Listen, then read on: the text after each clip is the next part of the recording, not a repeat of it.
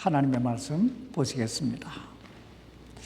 이 시간 하나님 말씀은 베드로후서 2장 7절로 8절까지 있는 말씀이 되겠습니다. 제가 봉독해 드리겠습니다. 사악한 자들의 더러운 행실로 인해 괴로움을 받던 의로운 롯을 건져내셨으니 이는 저 의로운 사람이 그들 가운데 거하며 그들의 불법 행위를 보고 들으면서 날마다 자기의 의로운 혼을 괴롭게 하였기 때문이니라. 말씀 위에 기도하십시다. 살아계신 아버지, 오늘 이 시간 하나님의 음성을 듣기 원합니다. 우리를 향하신 하나님의 뜻이 무엇인가 발견하기 원합니다. 아버지 하나님, 오늘 우리를 붙들어 주셔서 주의 음성을 듣게 하시고 하나님 뜻대로 살아갈 수 있는 저희 삶 되게 해 주옵소서. 오늘 예약한 종을 붙드시고 사용해 주옵시기를 우리 주 예수님의 이름으로 간절히 기도하옵나이다. 아멘. 착석해 주시기 바랍니다. 오늘 여러분의 그 설교를 들으시는데 도움이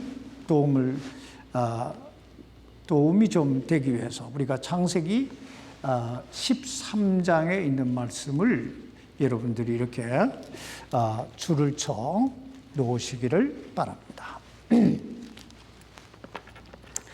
오늘 저는 구원받은 그리스도인이 그리스도인답게 살지 아니하고 세상적이 될 때 어떻게 되는가에 대해 함께 말씀을 나누고자 합니다. 우리가 구원받는 데는 아무런 대가, 아무런 값도 요구되지 않습니다. 우리는 단지 우리 주 예수 그리스도께서 우리 죄를 대속해 주시기 위해 갈보리 십자가에 못 박혀 피 흘려 죽으셨다가 우리에게 영원한 생명의 보증을 주시기 위해서 사흘 만에 그 죽음의 권세를 깨트리고 부활하신 그 놀라운 우리 주님의 은혜를 믿기만 하면 구원받는 줄 믿습니다. 이 사실을 사도 바울은 에베소서 2장 8절로 9절에서 이렇게 말씀하고 있습니다. 너희가 믿음을 통해 은혜로 구원을 받았나니 그것은 너희 자신에게서 난 것이 아니요 하나님의 선물이니라.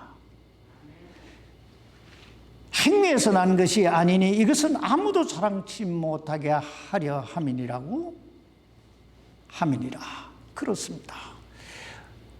구원은 전적으로 하나님의 은혜요, 하나님의 선물입니다.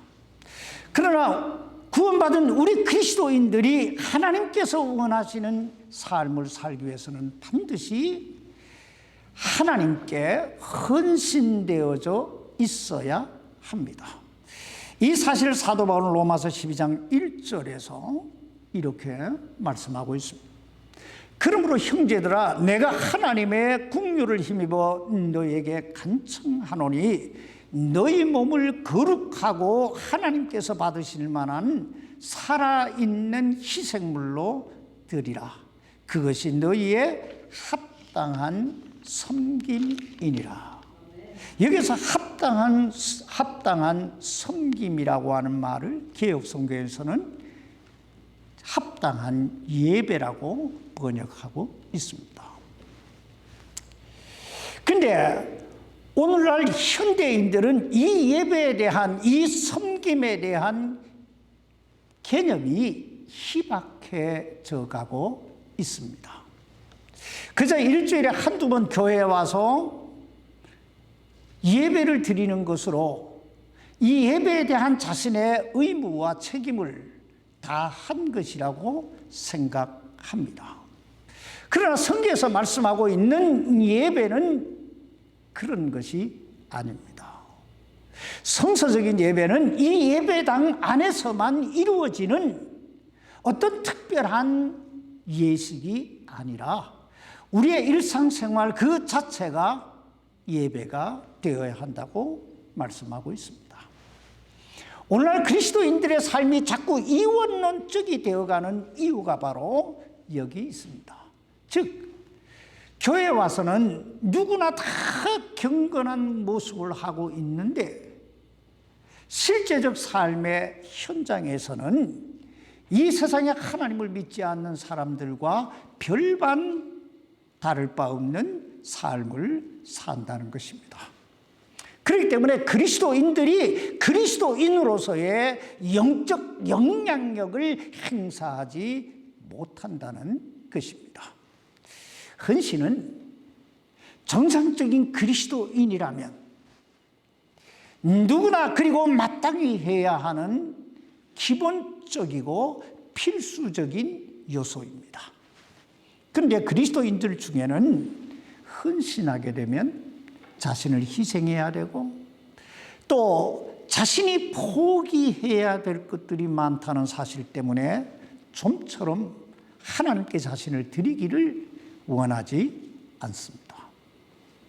그러나 우리 그리스도인들이 알아야 할 것은 그리스도인이 그리스도인답게 살지 아니하면, 즉 헌신되지 아니하면, 첫째, 하나님과의 관계, 하나님과의 온전한 교제를 이루어갈 수가 없게 되고, 둘째는 하나님과 온전한 교제를 이루지 못하게 되면 하나님의 놀라운 은혜와 그 놀라운 능력의 손길을 체험하지 못하게 되고, 그리고 더 나아가서는 서서히 이 세상에 융화되어 가게 된다는 것입니다. 그리고 그 결과는 엄청난 대가를 지불해야 된다 한 것입니다. 그러므로 그리스도인은 마땅히 그리스도인답게 살아야 될 줄 믿습니다. 그래야 영향력이 생기게 되고 또 그래야 그리스도인으로서의 그 아름다운 열매들을 맺어갈 수 있기 때문입니다. 에베소서 1장 5절 이하에 보면 하나님은 당신의 모든 자녀들 마음속에 당신의 뜻을 두고 그 뜻을 따라 행하게 하신다고 말씀하고 있습니다. 다시 말하면 우리 개개인을 향하신 하나님의 어떤 뜻, 하나님의 어떤 계획이 있으시다는 것입니다. 그런데 문제는 오늘날 수많은 그리스도인들이 자신을 향하신 하나님의 뜻이 무엇인가에 대해 별로 관심이 없다는 거예요. 예를 들면 주님은 우리 구원받은 그리스도인들을 향하여 너희는 세상의 소금이니 너희는 세상의 빛이니라고 말씀하고 있습니다. 여러분, 왜 주님은 우리 그리스도인들을 향하여 당신의 자녀들을 향하여 너희는 세상의 빛이라고, 왜 너희는 세상의 소금이라고 말씀하셨을까요? 여러 가지 이유가 있겠지만은 그 핵심적인 요소는 이런 거예요. 너희는 세상의 소금이니 이 부패하고 이 죄악된 이 세상에서 너희는 이 세상의 양심이 되라고. 양심이 되라고 우리에게 말씀하고 있는 거예요. 본이 되라는 거예요. 더 나아가서 너희는 세상의 빛이니 라고 하는 말씀은 죄에 빠져 갈 바를 알지 못하고 헤매이는 영혼들을 주님께로, 하나님께로 인도하는 안내자가 되라는 거예요. 그러나 오늘 우리들의 삶은 어떻습니까? 별로 관심이 없어요. 과연 빛으로 소금으로 살아가고 있을까요? 그래서 오늘 저는 이 롯이라고 하는 인물을 통하여 그리스도인이 그리스도인답게 살지 아니하면 어떻게 되는가에 대해 살펴봄으로써 오늘 우리 모두가 도전받고 그리고 그리스도인으로서의 어떤 새로운 삶의 변화를 이루어가는 귀한 시간이 되기를 바랍니다. 먼저 롯이라고 하는 인물에 대해 생각해 보십시다. 오늘 보면 여기 베드로후서 2장 7절로 8절에 보면 롯을 가리켜 의인이라고 소개하고 있습니다. 여기 오늘 본문 베드로후서 2장 7절로 8절 말씀을 여러분 다시 보시기 바랍니다. 사악한 자들의 더러운 행실로 인해 괴로움을 받던 의로운 롯을 건져내셨으니 이는 저 의로운 사람이 그들 가운데 거하며 그들의 불법 행위를 보고 들으면서 날마다 자기의 의로운 혼을 괴롭게 하였기 때문이리라. 우린 여기에서 하나님의 엄청난 그 자비와 하나님의 그 엄청난 은혜, 그 놀라운 사랑을 다시 한번 발견하게 됩니다. 창세기를 읽어보신 분들은 다 아시겠지만은 롯이 어떤 삶을 살았던 사람입니까? 우리가 조금 후에 좀 더 자세히 살펴보겠지만은 인간적으로 보면 롯은 대단히 이기적인 그리고 배은망덕한 삶을 살았던 사람이 바로 롯입니다. 그러나 그럼에도 불구하고 하나님은 그를 어떤 사람이라고 소개하고 있습니까? 의로운 사람이라고. 의인의 반열에 두시고 있습니다. 사실 이것이 하나님의 은혜예요. 이것이 하나님의 사랑입니다. 또 오늘 본문에 보면 롯을 가리켜 사람들의 사악함과 더러운 행실과 그들의 불법 행위를 보고 들으면서 날마다 그 의로운 혼을 괴롭게 했다. 그 날마다 심령이 상했다. 이렇게 소개하고 있습니다. 그러나 롯이 성경에 나오는 다른 하나님의 사람들과 달랐던 것이 있었는데 그것은 그 의로운 혼이 혼을 괴롭게는 했지만은 즉 저들의 불법 행위를 보고 들으면서 그 마음이 상하기는 했지만은 그것을 바로 잡아봐야 되겠다라고 하는 어떤 결단이나 헌신이 없었다는 거예요. 다시 말하면 롯은 하나님을 믿기는 믿었지만 그 하나님의 뜻을 이루기 위한 구체적인 어떤 헌신, 구체적인 어떤 섬김이 없었다는 것입니다. 그저 이렇게 살면 안 되는데, 이렇게 살면 하나님의 심판이 임할 텐데, 사실 우리가 이런 사람들 많이 보잖아요. 저 사람이 이렇게 살면 지옥 갈 텐데, 이런 얘기 많이 하잖아요. 그런 생각은 있었으나 이렇게 살면 안 되는데, 이렇게 살면 큰일 나는데, 그런 생각은 있었으나 이 문제를 어떻게 해결해야 되겠다라고 하는 어떤 구체적인 삶의 결단, 삶의 행위가 없었다는 거예요. 이런 사람을 가리켜 사도 바울은 고린도서 3장 1절 이하에서 육신에 속한 자라고 소개하고 있습니다. 어디에 속한 자요? 육신에 속한 자라. 그럼 롯은 어떤 인물이었는가를 좀 더 살펴보십시다. 우린 창세기 11장 31절 이하에서 롯이 아브라함의 조카였다는 사실을 보게 됩니다. 또 아브라함이 하나님의 말씀에 순종해서 갈대아 우르를 떠나 하나님이 약속하신 그 가나안 땅으로 나갈 때에 그 아브라함과 함께 갔다는 사실을 또 보게 됩니다. 그렇다면 믿음의 조상이라고 불리우는 그 아브라함의 조카요, 또 그 아브라함과 동행했던 롯이 왜 이토록 육신적인 그리스도인이 되었을까요? 우리는 두 가지 측면에서 그 이유를 찾아보게 되는데, 첫째는 저들이 갈대아 우르를 떠날 때에 아브라함은 하나님을 바라보고 떠난 반면에 그 조카 롯은 하나님을 바라보기보다는 그 삼촌 아브라함을 바라보고 떠났기 때문입니다. 다시 말하면 아브라함은 하나님을 바라본 반면에 그 조카 롯은 사람을 바라봤다는 거예요. 사실 우리가 신앙생활하면서 가장 조심해야 될 부분들이 이런 부분이에요.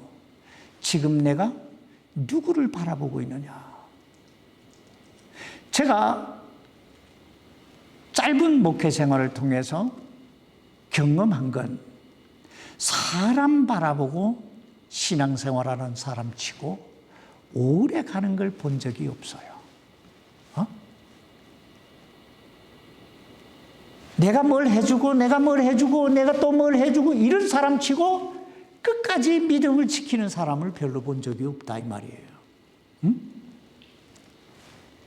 둘째, 아브라함은 하나님의 약속을 믿고 떠난 반면에 그 아브라함의 조카 롯은 아브라함의 유산을 바라보고 떠났기 때문입니다. 아브라함이 갈대아 우르를 떠날 때 그의 나이는 75세였습니다. 그러나 그 창세기 11장 30절에 보면 그때까지 그의 아내 사레가 수태치 못하였더라고 말씀하고 있습니다. 다시 말하면 자식이 없었다는 거예요.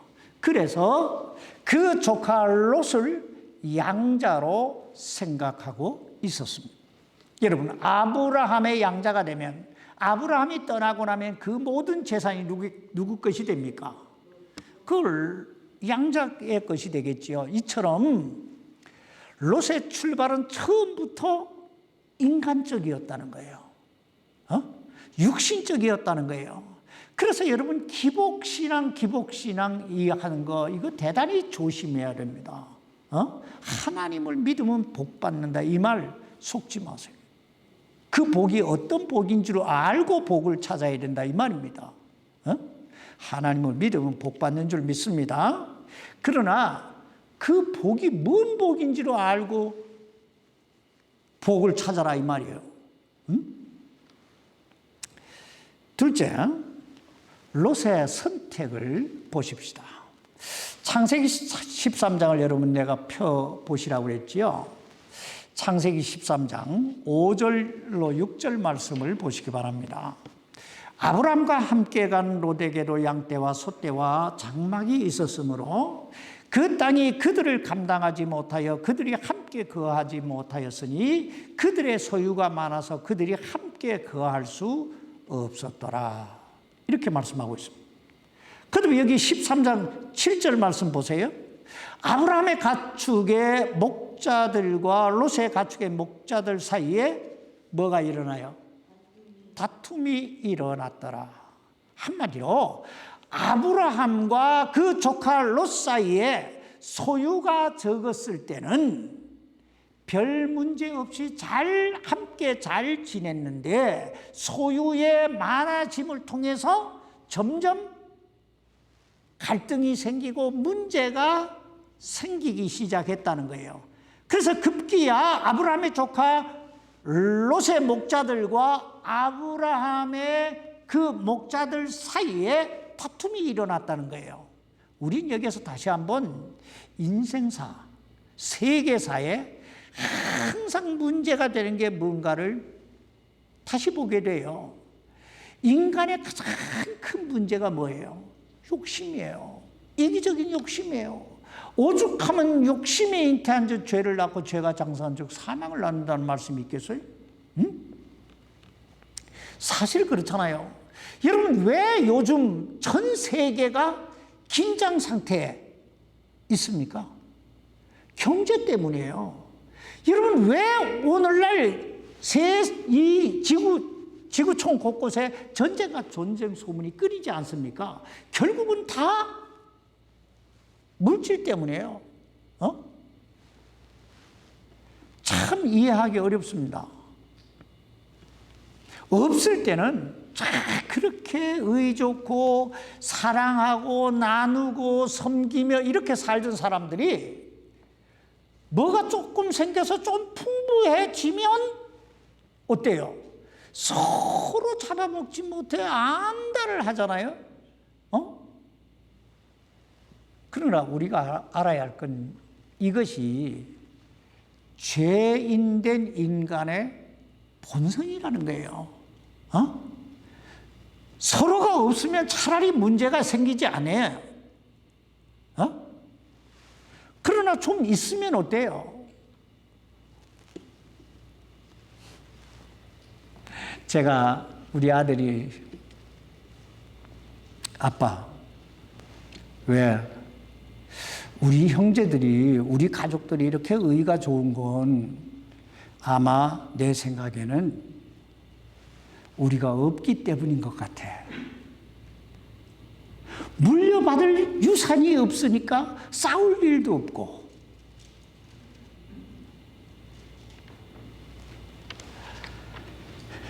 참 아이러니한 거예요. 그래서 영국의 유명한 스펄전 목사님이 이런 말을 했습니다. 고난이 주어졌을 때 그 고난을 믿음으로 견디는 사람이 100이라면 번영이 주어졌을 때 그것을 잘 받아들이고 믿음으로 승리하는 사람은 한 사람이다. 여러분, 사람의 욕심이 얼마나 끝이 없으면 이런 말을 했겠어요? 그러나 오늘 우리들이 이 롯의 생애를 통해서 배워야 할 것은 그리스도인은 달라야 된다 하는 것입니다. 그리스도인은 어때야 된다고요? 달라야 된다. 우리는 그 원리를 이 아브라함의 모습 속에서 발견하게 됩니다. 창세기 13장 8절로 9절 말씀을 보면 이 물질의 다툼의 문제 앞에서 아브라함이 그의 조카 롯에게 이렇게 제안합니다. 아브라함이 롯에게 이르되 우리는 형제라 원하노니 나와 너 사이에 내 목자들과 내 목자들 사이에 다툼이 일어나게 하지 말자. 내 앞에 온 땅이 있지 아니하냐? 원하노니 너는 내게서 갈라서라. 내가 왼쪽을 취하면 나는 오른쪽으로 가고 내가 오른쪽으로 떠나면 나는 왼쪽으로 가리라 하니라. 한마디로 모든 우선권을 누구에게 주겠다는 거예요? 자기 조카 롯에게 주겠다는 거예요. 자, 그때 만약에 롯이 좀 도량이 있고 생각이 있고 상식이 있는 사람이었다면 숙부인 아브라함에게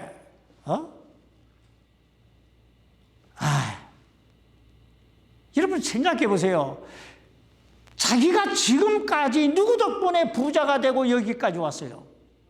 삼촌 덕분 아니에요.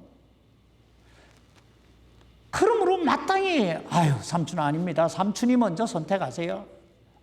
그러면 저는 이렇게 삼촌 따라가겠습니다. 이렇게 하겠습니다.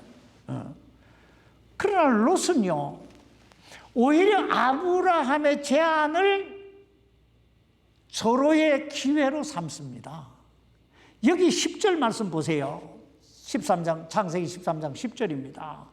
롯이 눈을 들어 요르단의 온 평야를 바라보니 내가 소알에 이를 때 보듯이 그것이 모든 곳에서 물이 잘 공급되었으며 주께서 소돔과 고모라를 멸하시기 전이었으므로 주의 동산 같고 이집트 땅 같았더라.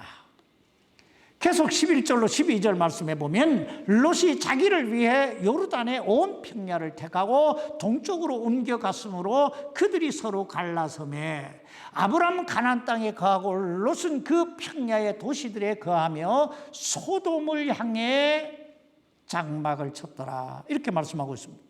여기 롯 보세요. 내가 어떻게 결정할 것인가?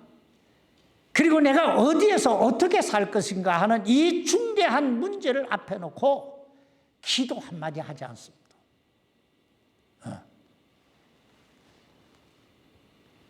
또 내가 이렇게 결정했을 때 삼촌인 아브라함의 생각은 어떠하실까에 대해 한 번도 고민하지 않습니다. 그저 아브라함의 말이 떨어지기가 무섭게 눈을 들어 요르단 평야를 바라보고 오로지 자기를 위해 이렇게, 자기를 위해. 여러분, 이 얼마나 이기적인 사람입니까?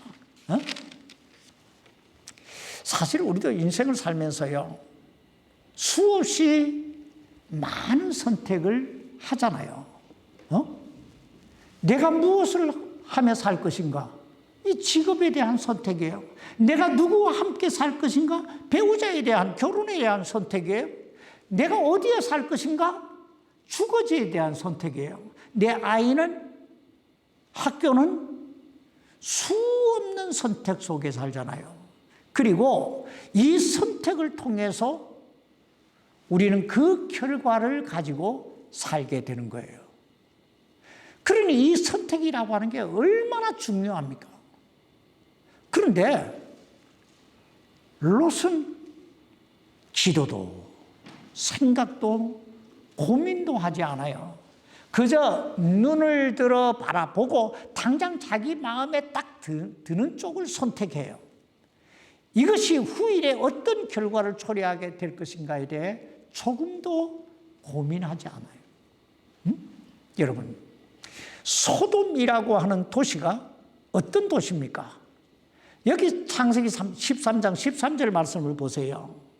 그러나 소돔 사람들은 사악하여 주 앞에 극심한 죄인이었더라. 죄인들이었더라. 여러분, 소돔이 어떤 도시였다고요? 사악하여. 주님 앞에, 주 앞에, 하나님 앞에 극심한 죄인들이 사는 곳이었다는 거예요. 그러나 롯은 전혀 개의치 않아요. 왜냐하면 이미 그의 눈은, 그의 마음은 세상 물질에 마비가 되어 있어요. 우린 이런 그리스도인들을 가리켜 육신적인 그리스도인이라고 말합니다. 사실 오늘날에도 이런 육신적인 그리스도인들이 얼마나 많습니까? 그래서 자기만 좋으면, 뭔 일이 잘 되면 다 이게 하나님 뜻이라고 생각하고 하나님 축복이라고 생각하는 거예요. 이런 사람들을 가리켜 좀 고상한 표현으로 착각은 자유다, 이런 말 하는 거예요. 그러나 여러분, 제가 늘 이야기하잖아요. 자유에는 항상 책임이 따른다. 여기 창세기 14장 12절에 넘어가 보면 소돔에 거하던 아브라함의 조카 롯이라고 기록되어 있어요. 그리고 창세기 19장 1절에 넘어가 보면 저녁 때에 두 천사가 소돔에 이르렀는데 마침 롯이 어디 있어요? 소돔 문에 앉았더라, 이렇게 기록하고 있어요. 다시 말하면 롯이 처음에는 요르단 평야 소돔이 바라보이는 그곳에 장막을 쳤다가 서서히 세상을 상징하는, 죄악을 상징하는 소돔으로 들어갔더라, 이 말이에요. 근데 여기서 한 가지 짚고 넘어가야 할 것이 있는데요. 창세기 14장 12절에 보면 소돔에 살고 있던 롯과 그 롯의 가정에 엄청난 위기가 찾아옵니다. 그것은 그 주변 국가들이 동맹을 맺고 소돔과 고모라를 침공해 와서 롯과 그의 가족과 그 재물을 노략질해 간 것입니다. 여러분, 그때 누가 이 롯과 롯의 가족 그 재물을 찾아줍니까? 아브라함이죠. 그 삼촌 아브라함이 군사를 이끌고 가서 다 찾아주잖아요. 전 오늘 이 말씀을 준비하면서 가장 안타까웠던 장면이 바로 이 장면이에요. 정말 이때라도 롯이 회개하고 그 소돔 속에서, 그 죄악된 세상에서 나왔더라면,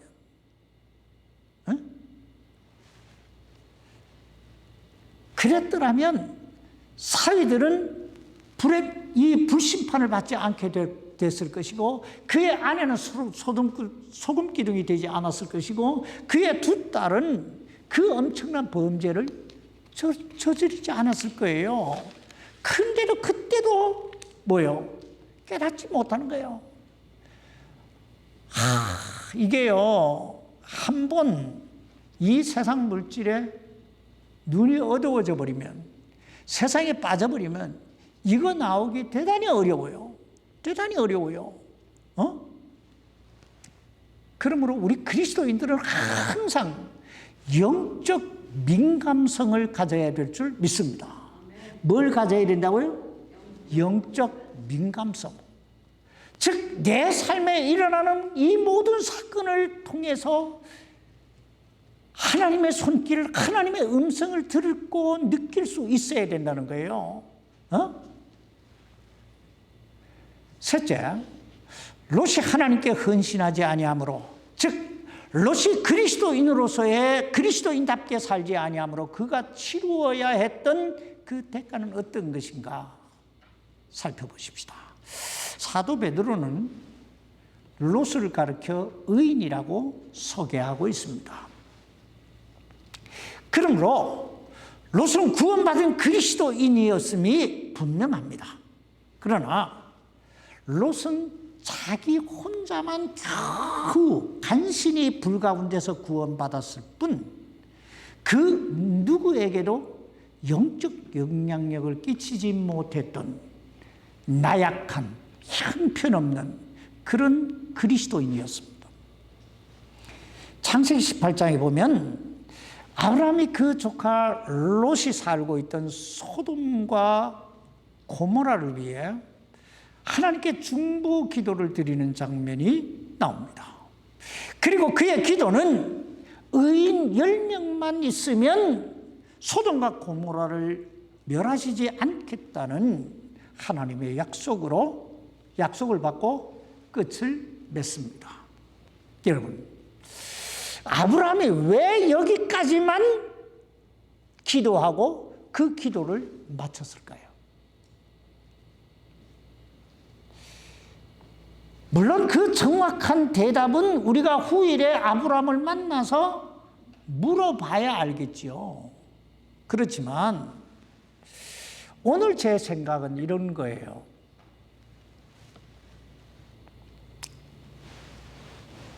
아마 아브라함은 소돔에 살고 있던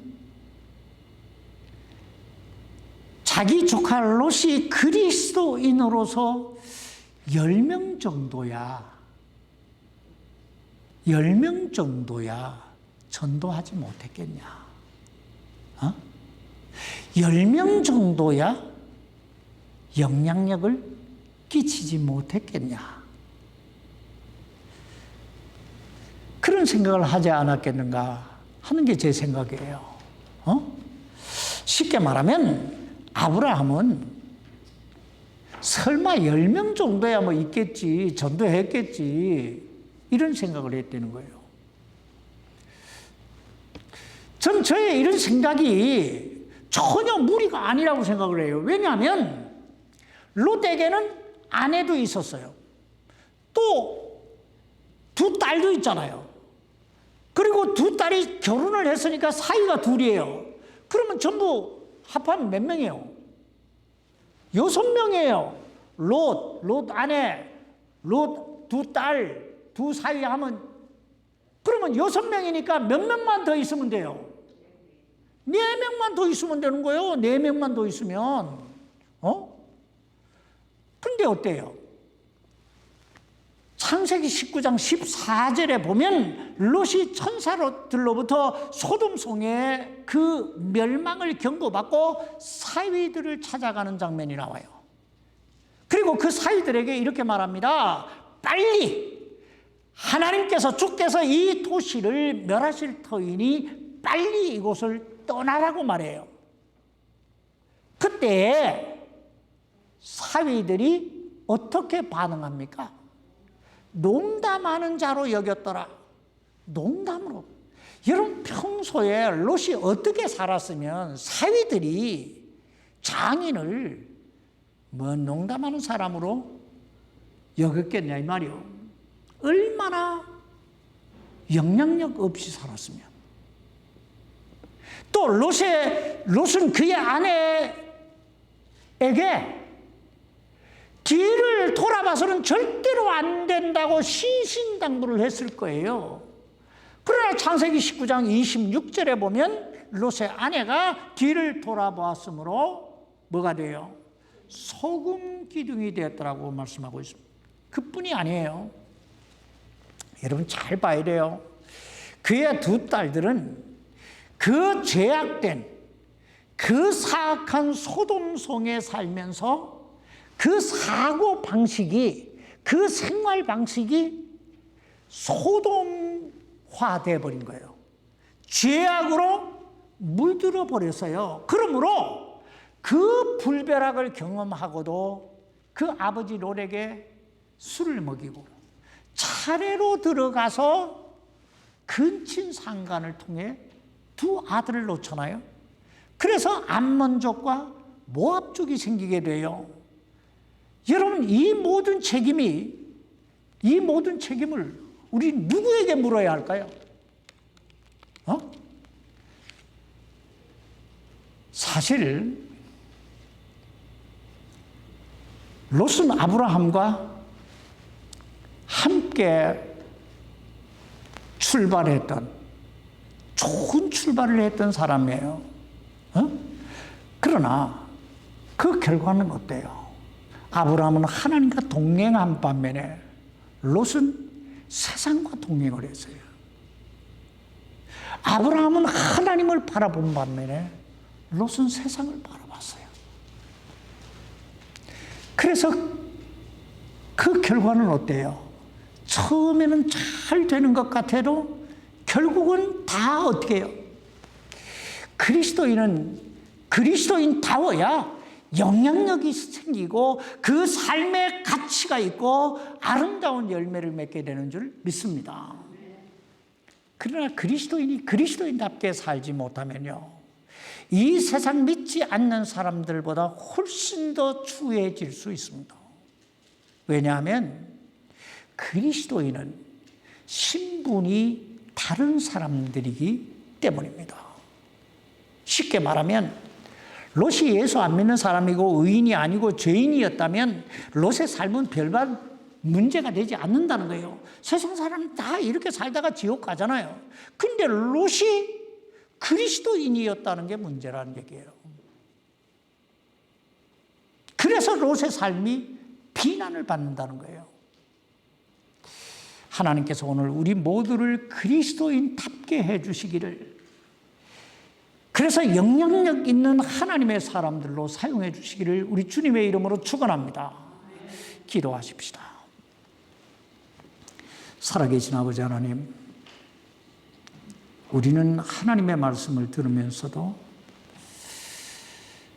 늘 깨닫지 못하고 하나님께서 지금 내게 뭐라고 말씀하시고 계시고 내 삶을 어떻게 바꾸라고 하시는지 깨닫지 못하고 그저 그때 롯은 그렇게 살다가 그렇게 갔구나 하고 넘겨버릴 때가 얼마나 많은지요.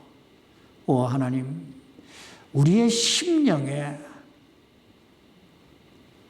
문을 열어주셔서 이 말씀을 깨닫게 하시고 행하게 하시고, 그래서 그리스도인다워지는 그런 삶을 살게 해 주옵소서.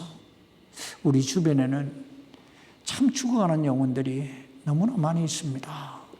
하나님, 저들에게 우리가 그리스도인으로서 빛되고 소금된 그런 삶의 본을 잘 끼쳐서 영향력을 행사해서 저들을 사망에서 생명으로,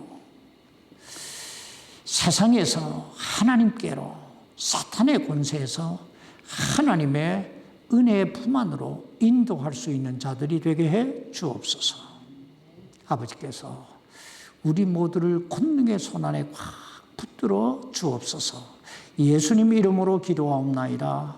아멘.